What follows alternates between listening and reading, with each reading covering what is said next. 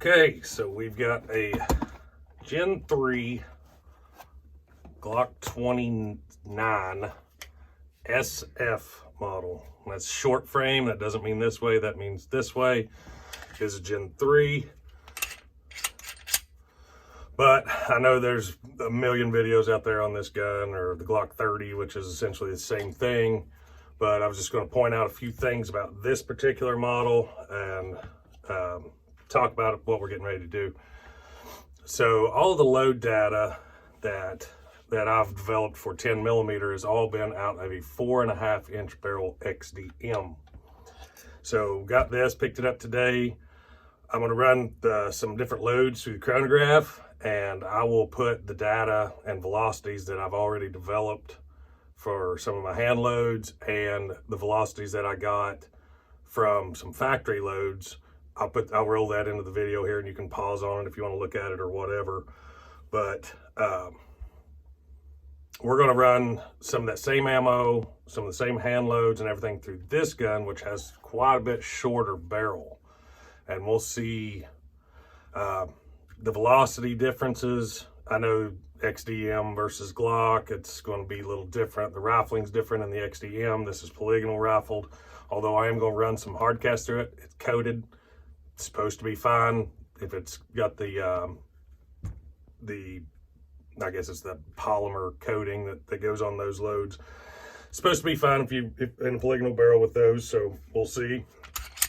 But just real quick before we take off out to the range, I mean, like I said, this is stock Glock sights, standard Gen 3, flush fit mags. I think the 30 comes with a little longer base plate so you can get a little more grip on it, but this will be good for me. I like the flush fit on about all of my guns. But real quick, before we take off, I do want to show you this. And this is a Gen 4 Glock 26. And just kind of do some quick comparisons here. You can see there's not a whole lot of difference this dimension. So we'll lay it down here and kind of line it up. That's about the top of the slide. It's not going to sit there, so I'll just have to hold it. Slightly longer grip, slightly longer barrel, slightly longer slide. Not much difference here, but you know, they consider this gun a subcompact, where this is a subcompact 9. To me, this is more along the Glock compact line size, like the 19 or 23. But here's the huge difference. And you can see the width on these are, the large frame's quite a bit wider. Matter of fact, I think the best way to do it would be to just take these calipers here, do it the old Hickok 45 way, stick it on that slide, not touch it, and then you can see the difference. That's quite a bit of difference. So yeah, hopefully you can see that. I'll get the angle for you somewhere in this rotation. But yeah, it's quite a bit of a difference in your width. Surprisingly though, the SF doesn't feel that bulky in my hand. I mean, you can definitely tell it's a little wider, but it doesn't feel monstrous like the standard Gen 3 did, which, you know, the Gen 4 without any back straps is the same dimension as the Gen 3 SF. So if you get a Gen 4, you're good to go. So, like I said, we're not going to get into a lot of the details of this. It's a Glock, as a Glock is a Glock. But this one's just a shorter barrel 10 millimeter, and I'm looking forward to seeing how snappy this little thing is. So let's go out and take some shots.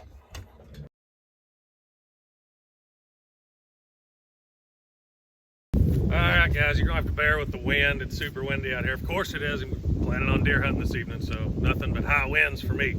But we're gonna start off with some of these SIG full metal jacket rounds. If I remember correctly, I think these were coming in around 1150 out of the 4.5 inch barrel.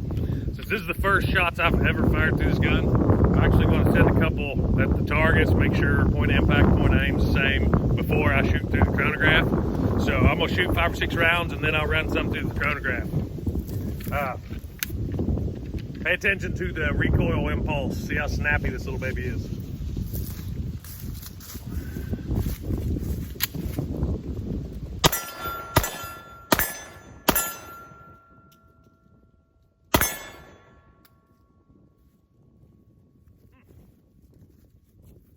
bad as I was expecting. Let's send one through the chrono.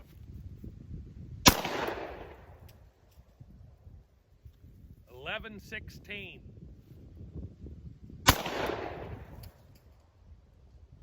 $11.08.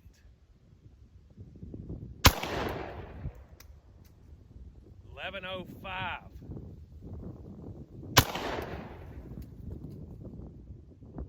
Error.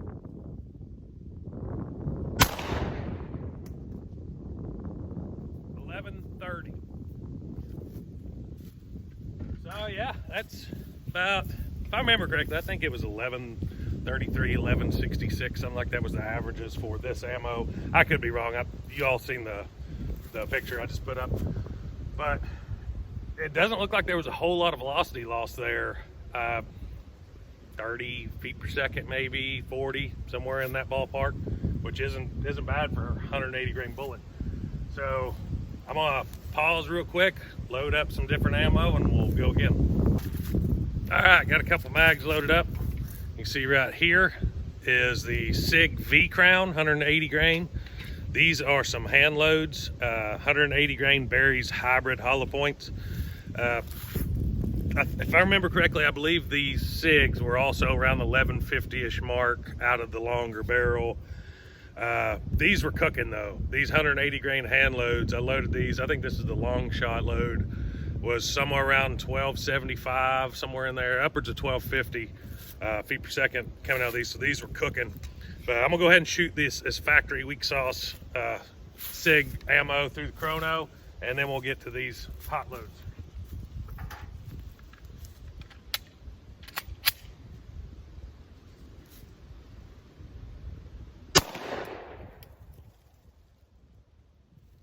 $1,059.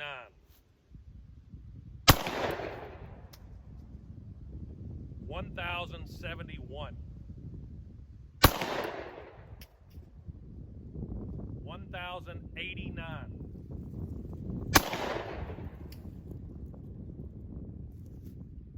$1,062. So that wasn't very impressive. That's from what, just not, I haven't calculated the averages yet. I ain't that quick in my head, but just from what I'm seeing, it looks like right around 80 to 100 feet per second loss. Could just be the difference in the powder used between it and the full metal jacket version of that. Sorry about that wind. I know it's terrible, but here goes the hot ones.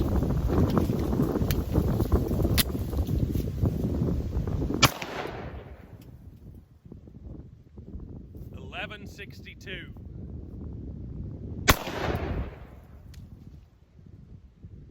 $11.51.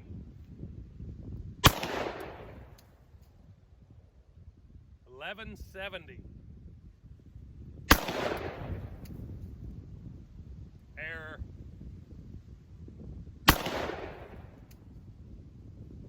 $11.42.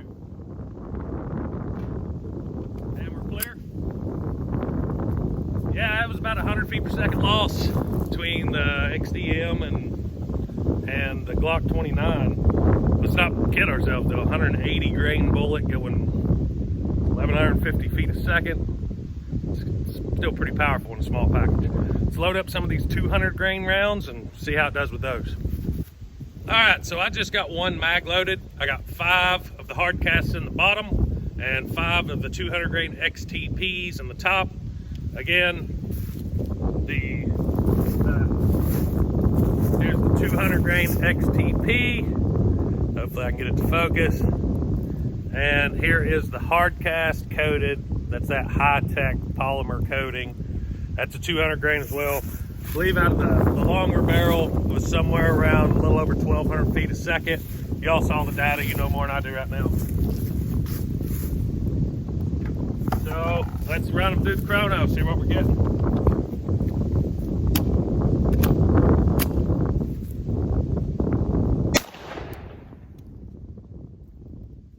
$11.75.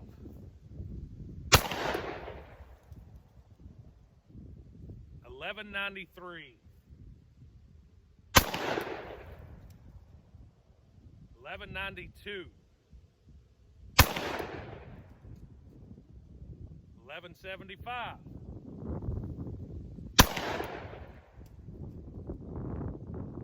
1165.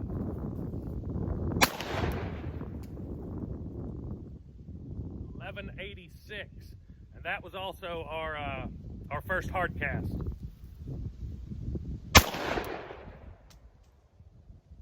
1179. Man, these have some pop to them. You can feel the recoil in these.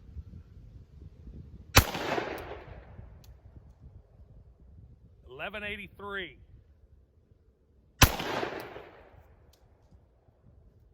1182.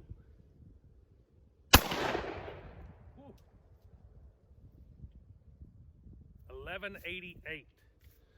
So with these 200 grain bullets, we're not losing near as much velocity, and man, you can feel it in this thing. This with those 200 grain loads, that's really got some pop to it. It's a handful. I like it.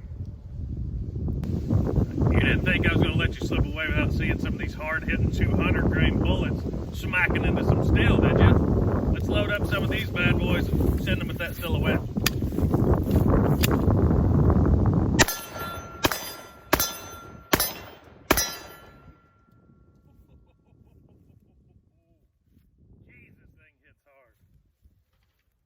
Just for comparison, here's some of that factory weak sauce SIG 180 grain stuff. Won't be near as fun, but it'll give you an idea of the difference.